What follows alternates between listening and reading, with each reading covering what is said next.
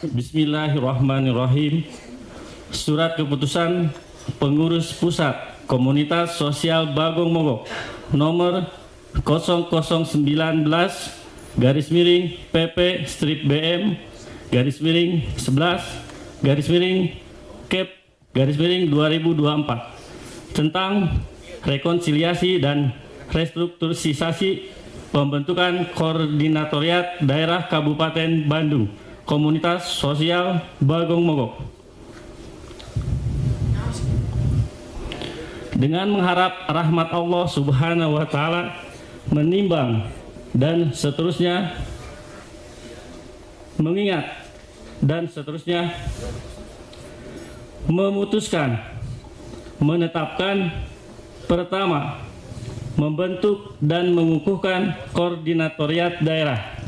Kedua, mengesahkan yang untuk itu mengangkat Haji Marlan Nirsyamsu dengan nomor register 06 garis miring BM titik 038 garis miring 2024 sebagai Ketua Koordinatoriat Daerah Kabupaten Bandung periode 2024-2029 ditetapkan di Cianjur pada tanggal 16 November 2024. Ketua Umum Komunitas Sosial Bagong Mogok menandatangani AKBP Purnawirawan Hilman Muslim.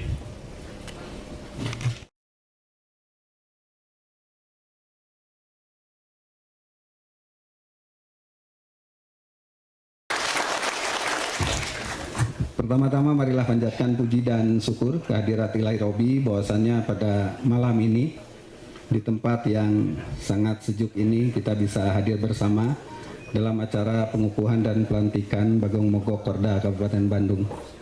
Perlu saya sampaikan setelah saya dilantik di Cianjur beberapa bulan yang lalu, kurang lebih 2 bulan yang lalu, baru hari ini kita bisa melaksanakan pelantikan dan pengukuhan untuk Korda Kabupaten. Yang kedua juga perlu saya sampaikan bahwa terima kasih atas kehadiran rekan-rekan semua dari Riau, ada yang dari Lampung dan daerah lainnya pada kesempatan ini. Dan kami mohon seandainya ada hal yang kurang berkenan pada penerimaan kami di sini. Kita bisa membantu masyarakat di sekitar kita. Diawali dengan Bismillah, pada hari ini kita membantu dan kemudian kedepannya kita akan report, akan laporkan terus ke DPP pergerakan kita.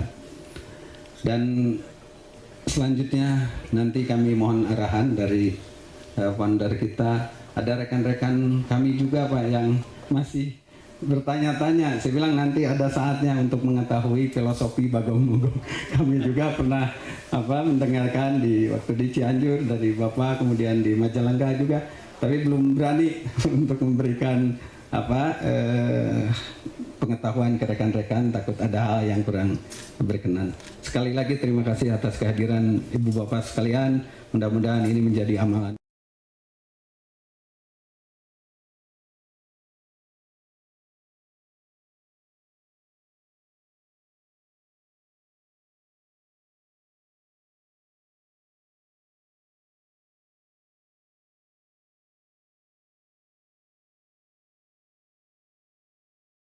Untuk menjelaskan mengenai Bagong Mogok ini.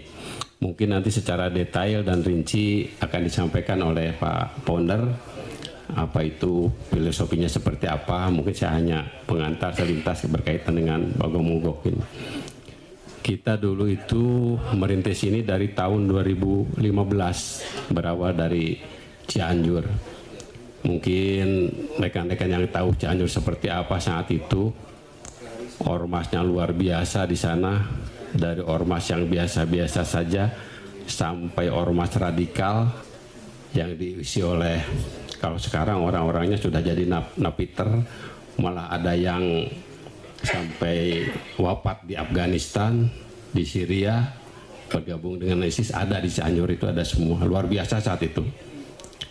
Nah, melihat situasi seperti ini, di satu sisi kan namanya ormas itu potensi untuk pemerintahan, terutama sebagai penyangan tangan, sebagai mitra. Kita di Cianjur itu melihat bagaimana ini mengelola seperti ini. Kita berharap punya ormas yang punya warna tersendiri, ya. Punya hal yang bisa dibedakan dengan ormas-ormas lainnya, berjalan pada rel yang diharapkan oleh masyarakat. Kita ingin punya wadah itu. Kemudian yang kedua, kita ingin punya wadah buat orang-orang yang ingin berkontribusi nyata. Walaupun hal itu kecil sekali, tapi kita ingin punya wadah bagi orang-orang yang punya satu kesatuan, ikut kontribusi, terutama kepada pemerintah daerah. Kita sadar bahwa pemerintahan itu juga punya keterbatasan-keterbatasan. Nah, kita yang bisa masuk di sela-sela keterbatasan itu, mari kita berbuat nyata di situ. Maka secara pelan-pelan kita bentuk ini, kita tidak ujug-ujug membentuk organisasi seperti ini. Dulunya kita hanya berbuat. Makin lama-lama ke sini ya kita benahi sedikit-sedikit sehingga terbentuklah organisasi, walaupun sekarang juga belum sempurna, masih banyak kekurangan di sana sini, tapi yang kita utamakan adalah berbuatlah dulu. Walaupun hal kecil, walaupun tenaga gitu. Kemudian kalau rekan-rekan melihat lambangnya bagong seperti itu, apa sih bagong gitu kan? Bapak itu bagus, itu bukan karena saya baik dan bagus, tapi karena alhamdulillah sampai saat ini aib saya belum dibukakan Tuhan. Mungkin kalau aib saya dibukakan Tuhan, saya lebih hina dari bagong itu. Ya. Saya lebih hina, lebih najis dari bagong itu saya kalau aib saya dibukakan Tuhan. Makanya tidak usah gengsi-gengsi, bagong, jelek dan sebagainya. Kita alhamdulillah aib kita masih belum dibukakan Tuhan, sehingga kita masih dipanggil orang baik. Ya, jadi nggak usah gengsi-gengsian gambar bagong itu kan. Kemudian yang kita perlu ambil di sini semangatnya rekan-rekan. Ya, kalau bagong mogok ini, kalau orang bilang orang yang suka moro itu, bagong itu adalah bagong mogok itu bagong yang udah terdesak. Diburu, dia terdesak, tidak bisa lari kemana-mana, apalagi dia luka, sudah di situ dia pasti nekat. Ya, nekat. Orang mencuri saja, rekan-rekan, berbuat jahat aja berani nekat. Masa kita mau berbuat baik tidak berani nekat? Gitu. Jadi jangan nunggu-nunggu mau berbuat kebaikan itu, jangan nunggu-nunggu besok lusa, sekarang saya belum bisa berbuat nih. Saya mah masih belum punya apa-apa, boro-boro duit, makan sehari-hari aja susah.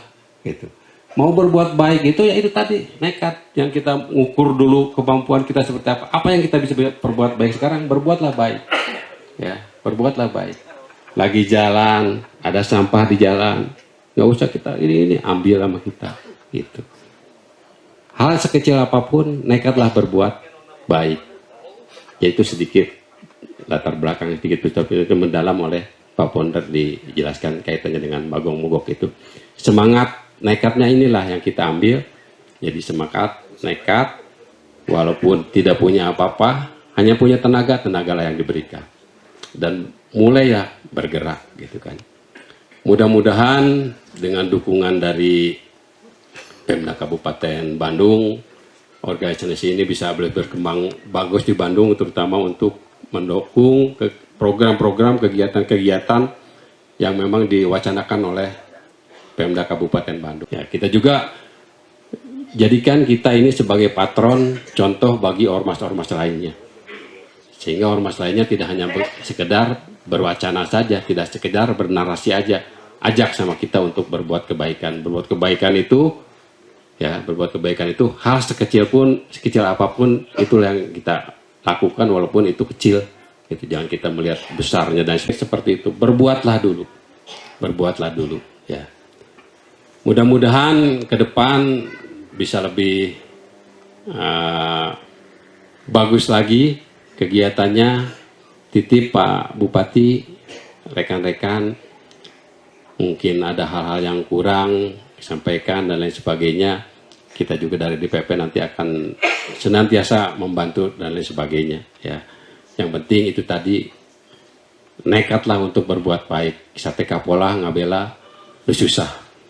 Ya.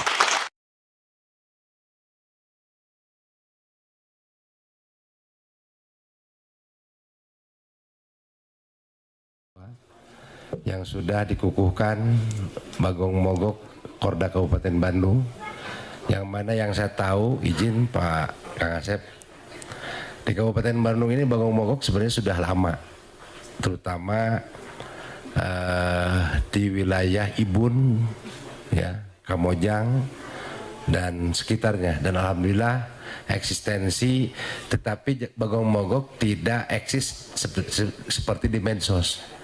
Nah, apa yang disampaikan oleh Pak Ketua tadi, jadi berbuat baiklah kepada orang yang susah, yang tentunya tagline ini merupakan gambaran bahwa berdasarkan ayat suci Al-Quran, khairunas ampahulinas, sebaik-baiknya manusia itu bermanfaat untuk orang lain. Tentu ada di Bagong Mogok yang saat ini tidak perlu ekspos, tapi kerja nyata di lapangan. Tepuk tangan. Hal ini tentunya kalau kita gambarkan secara luas, bahwa saya dipercaya sebagai Dewan Pengawas akan memantau keberlangsungan daripada Korda Bagong Mogok Kabupaten Bandung, dan insya Allah secara pengawasan, bukan hanya pengawasan saja, tapi eksistensi, bukan hanya Korda Bagong Mogok ini dibentuk di Kabupaten.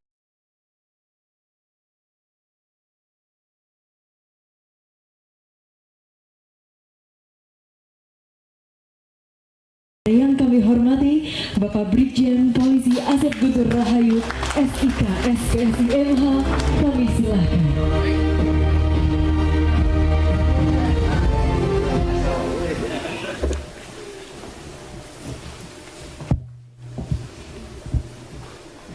Bismillahirrahmanirrahim. Assalamualaikum warahmatullahi wabarakatuh. Selamat malam dan salam sejahtera bagi kita sekalian. Akan berikutnya. Baik Bapak Ibu sekalian yang saya cintai dan saya banggakan, yang mohon maaf tidak bisa saya sebutkan satu persatu, tentunya selamat malam dan semoga selalu dalam keadaan sehat walafiat dan berbahagia.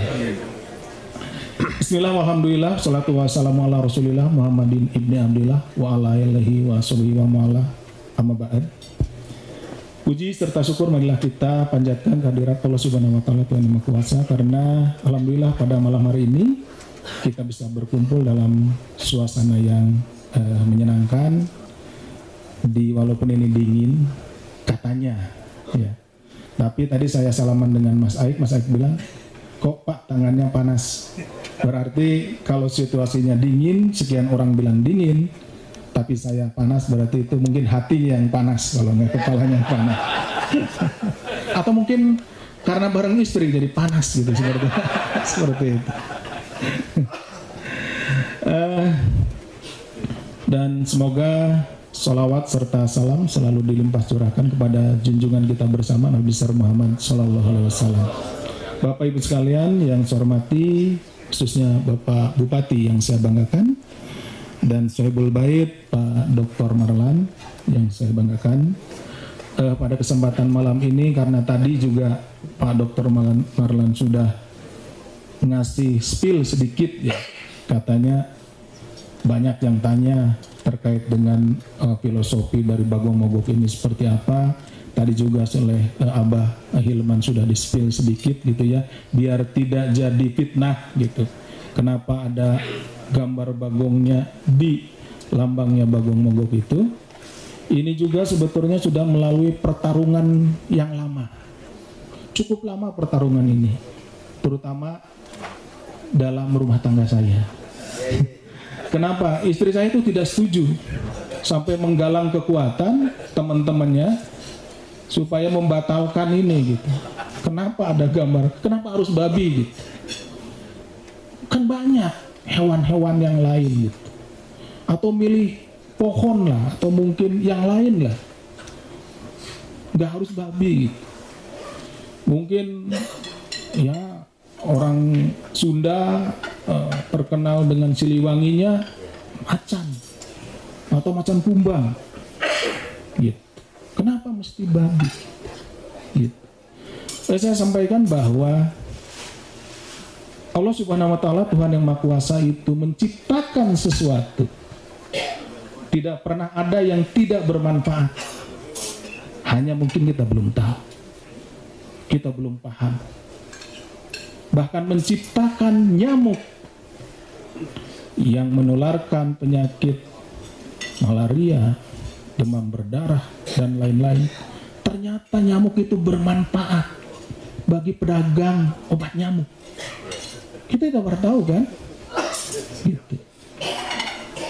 Ada orang kaya, pemilik dari perusahaan obat nyamuk. Kaya karena apa? Karena nyamuk. Nyamuk juga bermanfaat bagi siapa? Bagi cicak. Siklus kehidupannya gitu. Karena itu adalah makanannya seperti itu. Rantai makanannya seperti itu. Jadi kita tidak pernah tahu bahwa sesuatu yang diciptakan oleh Tuhan itu pasti ada kebaikannya, dan jangan coba dicari-cari lah, pasti ketemu. Kalaupun maksa dicari-cari, langsung directly ke babi. Salah satu penelitian selalu kalau mau meneliti organ manusia, yang paling dekat itu ya dengan babi itu gitu.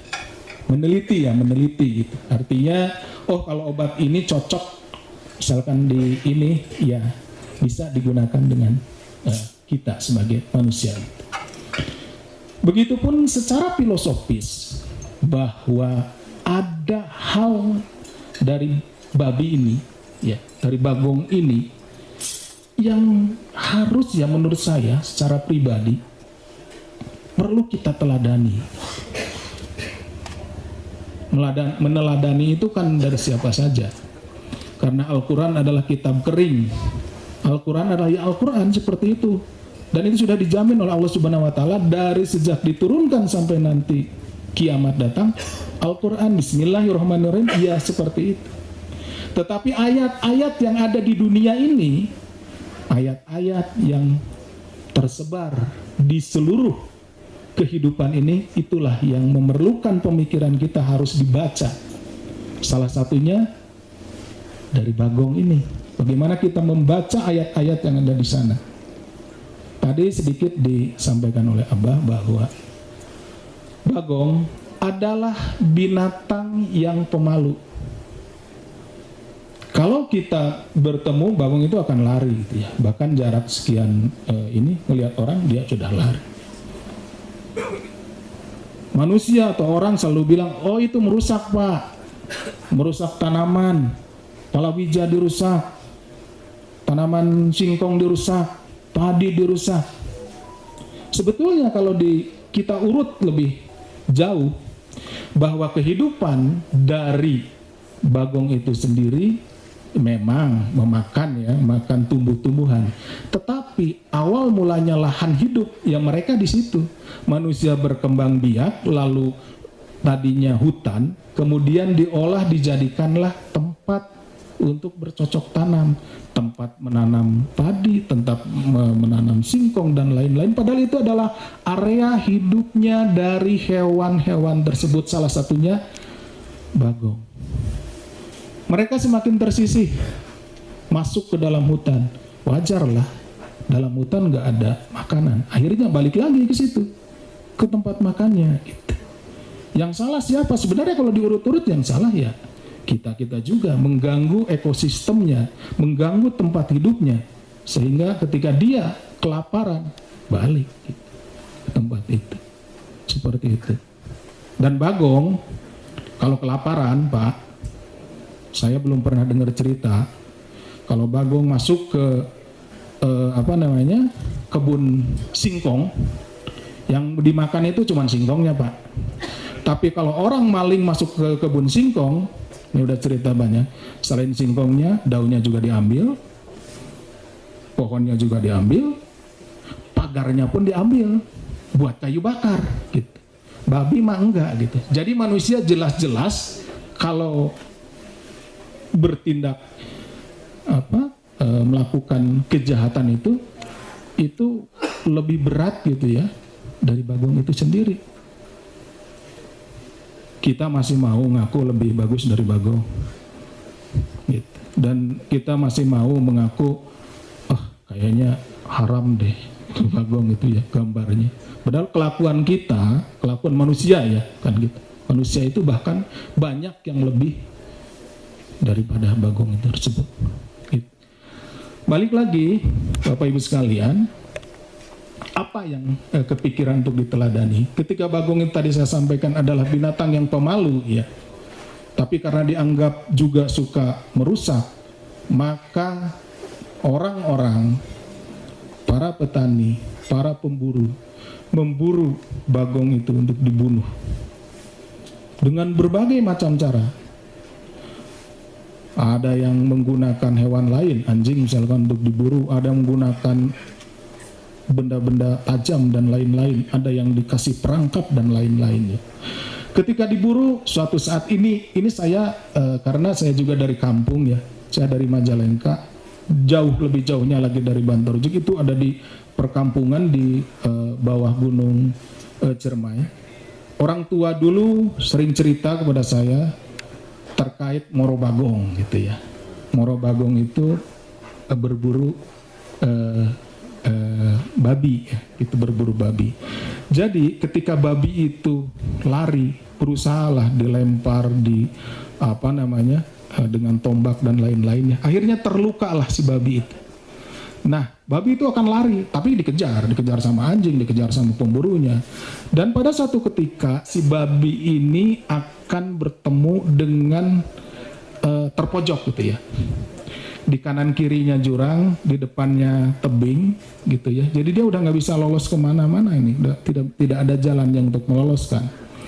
Dengan situasi itu tidak bisa meloloskan, kemudian juga badannya terluka, dia akan berbalik menghadapi si pemburu itu. Berbalik menghadapi si pemburu itu, dan dia akan mengorbankan jiwanya sampai titik darah penghabisan untuk bertempur habis-habisan melawan si pemburunya. Itulah yang dinamakan bagong sedang mogok, gitu. Tanya silahkan ke para pemburu, benar nggak gitu situasi itu bagong sedang mogok, gitu. Ini cerita Bapak Ibu kaitan dengan masalah berbuat kebaikan. Itu sebelah ya ceritanya. Saya ingin cerita di sebelah. Manusia selalu kalaupun kita lihat di Undang-Undang Dasar, ya, Undang-Undang Dasar Negara Republik Indonesia tahun 1945, itu yang menjadi dasar negara kita, dasar yang berdirinya negara kita, itu bahwa akan membangun manusia Indonesia seutuhnya. Kita bertanya-tanya, manusia seutuhnya itu manusia seperti apa? Atau insan kamil itu seperti apa? Manusia seutuhnya adalah manusia, ini menurut pendapat saya, mohon maaf ya kalau salah. Manusia seutuhnya itu adalah manusia yang memiliki rasa kemanusiaan. Karena ini dua hal yang memang tidak selalu ada dalam satu wujud, satu tempat yang sama. Idealnya setiap manusia memiliki rasa kemanusiaan. Tetapi kenyataannya tidak setiap manusia memiliki rasa kemanusiaan. Banyak pemimpin-pemimpin yang tiran dan lain-lain tanpa rasa kemanusiaan. Terus pertanyaan berikutnya adalah, Pak, bagaimana kita bisa tahu seseorang itu punya rasa kemanusiaan atau tidak? Contoh gampangnya begini. Karena kalau diceritain terlalu panjang. Contoh gampangnya begini. Bapak Ibu sekalian pasti pernah nonton acara Flora dan Fauna. Ya, ini selalu saya ceritakan. Kita menonton sekawanan singa, mungkin 5 atau 6 ya, atau bisa juga cuma 3. Dia mengejar sekawanan kuda zebra. Mungkin kawanan itu bisa 100, bisa lebih. Atau 50 lah. Yang jelas pasti yang dikejar ini lebih banyak dibandingkan si pengejar singa. 3, 4 gitu ya. Yang dikejar 20, kawannya atau bahkan 100 gitu ya, seperti itu. Dikejar tuh. Singa dengan nalurinya mengejar pasti yang paling lemah. Kalau enggak itu yang anak-anak muda gitu ya. Atau yang paling tua di si zebranya ini. Yang kemungkinan besar akan bisa ditangkap dan taklukkan. Lalu dikejarlah dia. tertangkaplah dia. Dari kawanan kuda zebra yang ada 50 misalkan ya, berarti ada 49 yang tersisa. Sementara 3 singa ini ngeroyok yang 1 kan. 49 apa coba yang dilakukan? Liatin aja, bahkan lari. Nolong nggak? Tidak. Mungkin ada anomali kadang-kadang ya. Tapi kebanyakan tidak. Ya, seperti itu. Nah, manusia juga posisinya sama. Posisinya sama. Gitu ya. Ketika manusia misalkan hewan nih, kembali lagi ke hewan. Ketika hewan tidur seperti tadi, hewannya lagi tidur gitu ya. Kita pukul, atau kucing atau anjing lagi nuju sare gitu ya. Dipukul. Terus bangun, ngaguik lah bangun gitu. Kita tahu bahwa hewan itu hidup. Orang, kita, manusia lagi tidur. Dipukul sama istri misalkan karena nggak pernah bekerja, rewas gitu, ngagebeg gitu, rewas gitu ya, bangun, berarti sama-sama hidup. Yang membedakan adalah membedakan manusia itu dengan hewan tadi. Nah, manusia ketika ada orang yang bukan dirinya, rasa sakit itu bukan ada pada dirinya.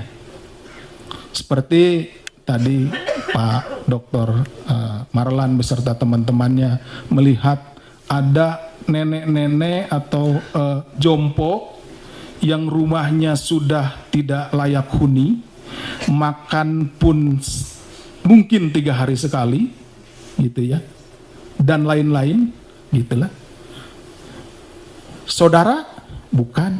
Neneknya sendiri, bukan. Kakak, bukan. Tidak ada hubungan siapa-siapa, tidak ada hubungan keluarga, gitu. Lalu dengan melihat kondisi itu, teman-teman merasa terpanggil jiwanya, merasa sedih, kemudian tergerak hatinya, dan tidak hanya hati, tetapi juga melakukan perbuatan, menolong, membangun rutilahu, memberikan bingkisan dan lain-lain, padahal wawuh gehante, kerabat juga bukan, saudara bukan, gitu. Itulah yang disebut rasa kemanusiaan.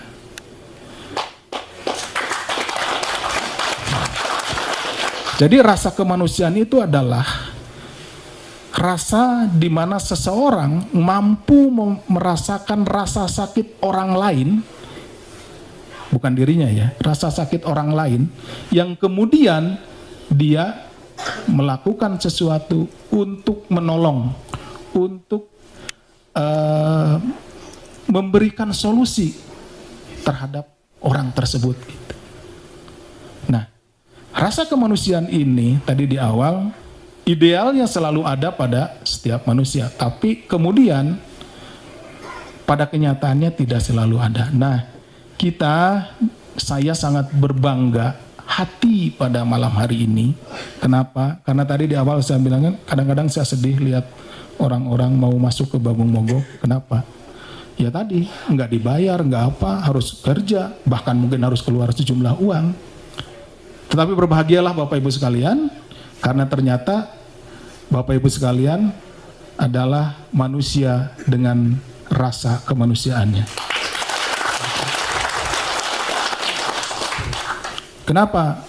Zaman sekarang adalah kita sudah kehilangan budaya Sunda khususnya. Ada sebuah lagu di Sunda itu lagunya itu Sabi Lulungan. Sabi Lulungan, dasar gotong royong, gitu ya. Dan seterusnya ya. Itu sampai dilagukan gitu.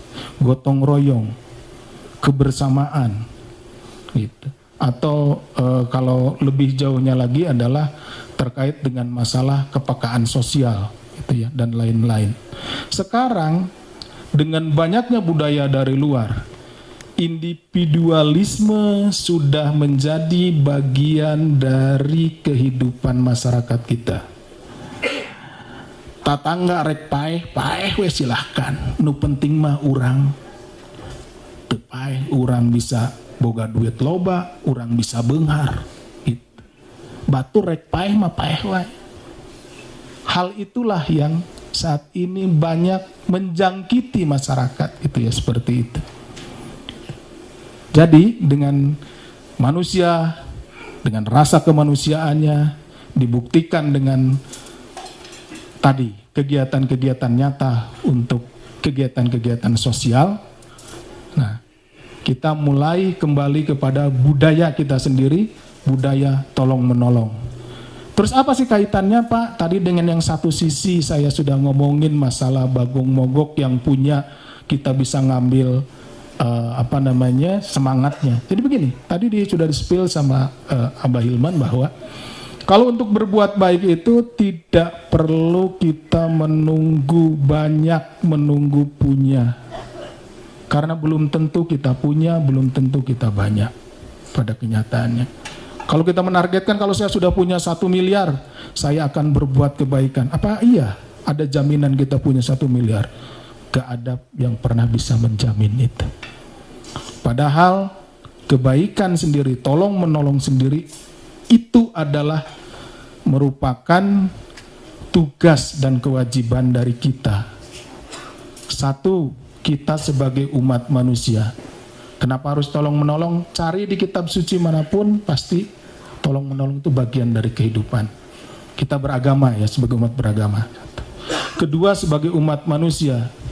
Kenapa harus tolong menolong? Karena manusia itu adalah makhluk sosial. Maksudnya apa makhluk sosial? Manusia itu tidak pernah bisa hidup tanpa orang lain. Silakan Bapak Ibu pergi ke hutan itu, sorangan wae.